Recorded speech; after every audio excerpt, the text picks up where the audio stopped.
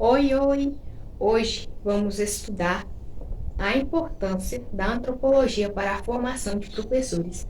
Mas para iniciarmos os nossos estudos, precisamos voltar lá no século XIX, com nomes como Lewis Henry Morgan, James Fraser e Edward Tylor. Mas quem são essas três pessoas? Esses três homens foram responsáveis por tentar classificar a diversidade humana em uma só. Sim, uma só.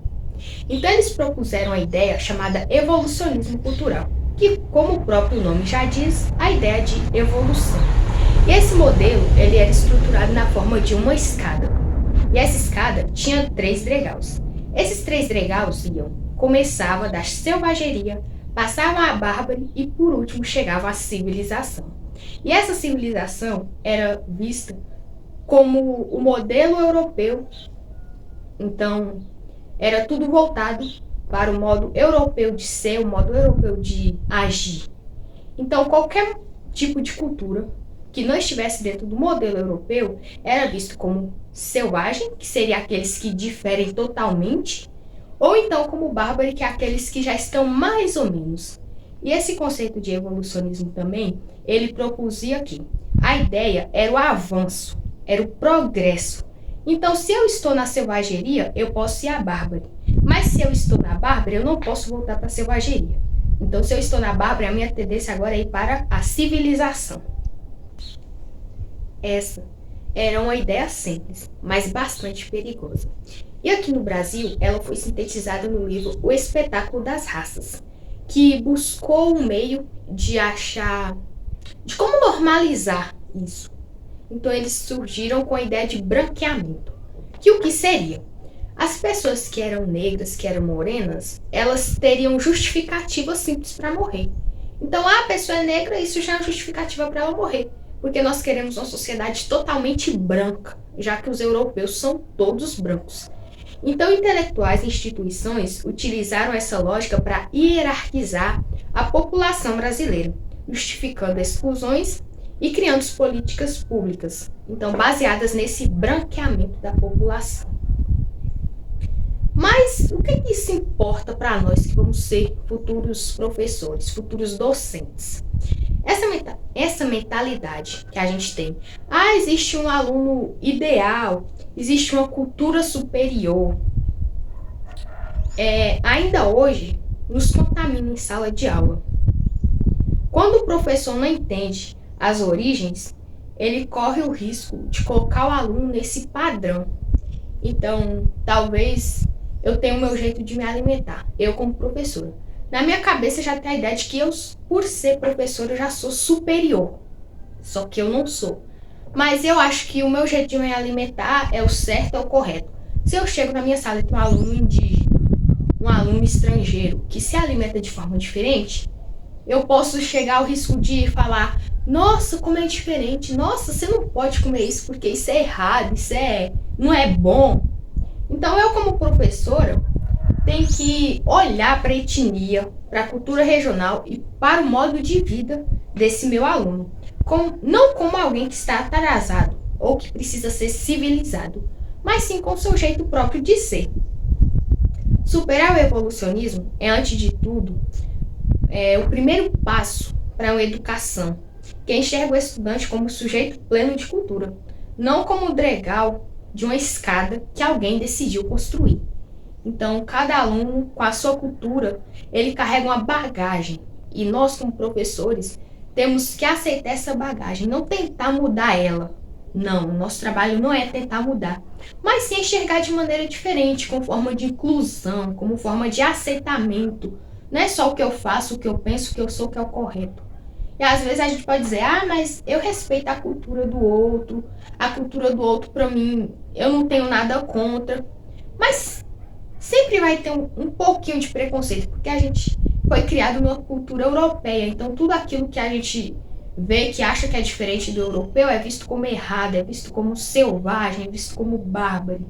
Então eu tenho que buscar aceitar, eu tenho que buscar ensinar os meus alunos em sala de aula isso também, aceitar a cultura do outro, não visto como algo diferente.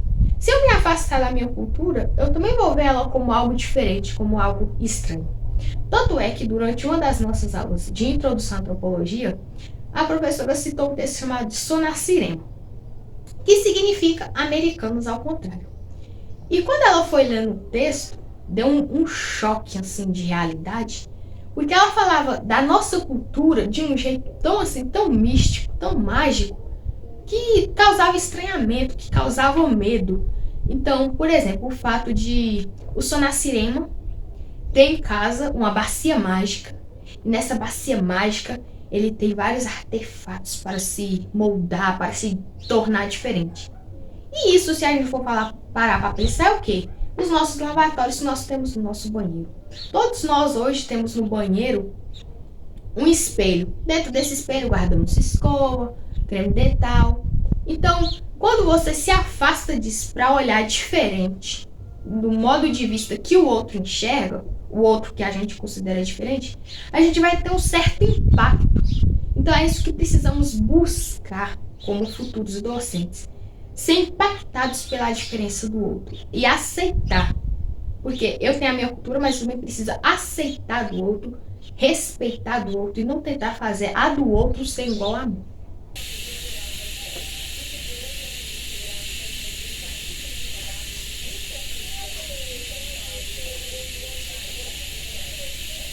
Olha, esse negócio de antropologia parece muito coisa acadêmica. No dia a dia em sala de aula, a gente como professor só precisa ensinar os alunos. Afinal, todo aluno é igual. Não precisa complicar, né?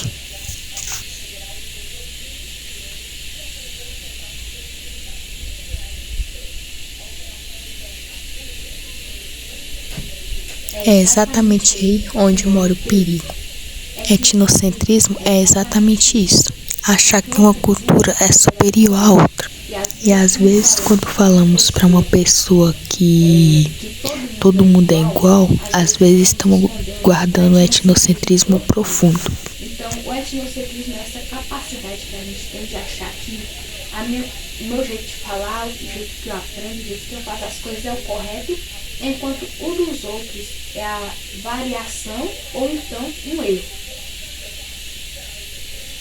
Mas eu não sou uma pessoa etnocêntrica. Eu respeito a cultura de todo mundo. Será? Então vamos olhar para o conceito de cultura. Como diz Roque de Barros Laraia, cultura não é ter mais ou menos conhecimento. Cultura é o sistema de significados que um grupo usa para interpretar a vida. Então, quando o professor ignora o dialeto do aluno, ignora a sua tradição, ignora o seu jeito de ser, ele está impondo uma cultura padrão. Então, está apagando a identidade daquele aluno. Então, como vimos na conversa das amigas anteriormente, a antropologia busca entender a cultura de cada pessoa do jeito que ela é. Mas como eu posso entender essa cultura do outro? E é aí que entra a etnografia, o nosso olhar etnográfico. Então, olha para esse caderno. Aí a gente pode dizer, mas é só um livro. Mas para um professor, esse objeto é um artefato cultural. Ele carrega intenções, métodos de ensino, valores. Mas quando a gente entra em sala de aula, como podemos observar a etnografia? Então, a etnografia começa para nós como ponto de partida quando nos perguntamos, por exemplo, por que nos sentamos em fileiras? Por que os alunos não vão para a escola de pijama? Por que a gente vai uniformizado? Então são perguntas simples. A gente começa a etnografia com objetos do cotidiano. E para aplicá-la, a gente precisa achar tudo natural. Mas tem que começar a questionar. Esse material promove a inclusão ou reforça o preconceito? Ser professor não é apenas seguir um manual de instruções que já está pronto. É ser crítico dos símbolos e objetos, das ferramentas que utilizamos. Quando Eu, na minha produção de materiais como futura pedagoga, me pergunto: quem estou representando aqui? Eu estou praticando a antropologia. E é exatamente isso que precisamos levar para a gestão escolar, em sala de aula. A consciência de que tudo é neutro. Tudo o que produzimos e tudo o que carregamos, tudo o que fazemos, carregamos uma visão de mundo. Então temos que ter essa visão de mundo ampla, que a cultura é ampla. Não só dizer, eu não tenho preconceito com a cultura do outro, e quando vê alguém comendo sushi com hashi, ficar, nossa, que estranho, olha lá os palitinhos já fazendo preconceito. Não, a gente tem que normalizar, entender que a cultura do outro também é importante. E se eu quero que o outro entenda um pouquinho da minha cultura, eu também preciso mostrar a minha cultura para ele. Então a gente precisa ter um trabalho mútuo, um trabalho conjunto para construir uma cultura de pessoas que tenham mais uma visão antropológica, que veja a cultura do outro como normal.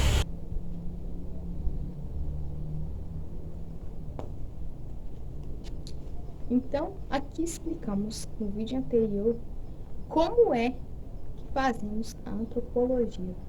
Mas, dentro da antropologia, temos um método chamado observação etnográfica. E esse método consiste em observar as culturas, observar o jeito de ser, o jeito de agir. Então, como eu vou ser etnográfico se eu não possuo um campo? Todos os antropólogos possuíam um campo de estudo. Então, muitos deles saíam do lugar onde moravam e iam viajar para outro lugar para entender a cultura daquele povo. E eu? Se eu quiser fazer cultura, fazer observação dentro da minha própria cultura, eu posso? Sim, pode. Só vai ser mais difícil porque para a gente enxergar com estranhamento a nossa própria cultura é algo muito difícil, mas não é impossível. Então, eu posso fazer etnografia de qualquer coisa que eu tenha ao meu redor. E nós, como professores, devemos fazer etnografia dentro da própria sala de aula. Então, por exemplo, aqui eu tenho uma folha. Para outra pessoa, isso aqui é só uma folha, um papel. Mas, este objeto é um artefato cultural. Ele carrega intenções, métodos de ensino e valores. Tanto é que tem um textinho aqui que eu estou usando para não esquecer a minha fala. Então, para mim, esse pedaço de papel, essa folha, ela representa um método de ensino.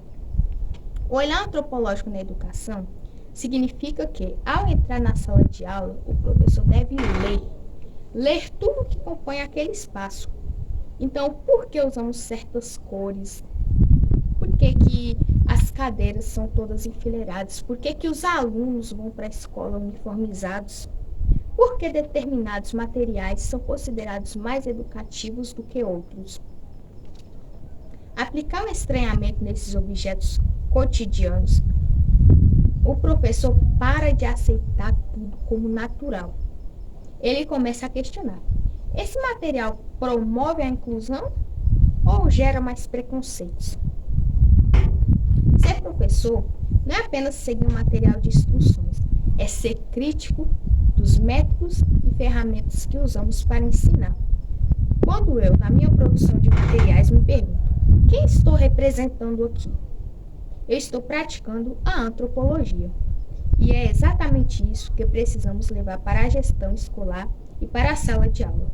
A consciência de que nada é neutro.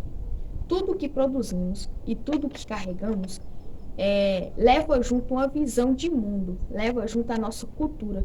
Então, tudo aquilo que eu tenho ao meu redor é uma bagagem cultural que eu levo comigo. Mas se eu quero fazer etnografia, se eu quero fazer antropologia, eu preciso me perguntar o porquê de ter isso na minha bagagem, o porquê dessas coisas serem assim. Então, me afastar do olhar que eu tenho, de achar que é normal a sala de aula ter as cadeiras enfileiradas, e me perguntar o porquê, de onde veio isso. E eu tenho certeza que a maioria das respostas vão chegar ao modelo europeu. Então, muitas das práticas, como falamos no início do vídeo, tem como modelo a Europa. A Europa era vista como centro. Tanto é que uma pessoa que julga a sua cultura superior à das outras, ele é chamado de pessoa eurocêntrica. Então, é isso. Não julgar cultura dos outros, tentar normalizar a cultura dos outros, porque a cultura de ninguém é superior ao do outro. Cada um tem uma história de vida diferente, cada um é formado de um contexto histórico e social diferente, e cabe a cada um de nós, como futuros professores, não excluir, não gerar mais exclusão, não gerar mais preconceitos, mas sim tentar entender, ter um olhar antropológico para ver o porquê do nosso aluno agir daquele jeito, ser daquele jeito, ter uma cultura diferente. Então não é sobre falar, tá errado, deixa de fazer isso. Não, a gente vai buscar entender o porquê, distanciar do que eu penso que para mim é certo, para entender o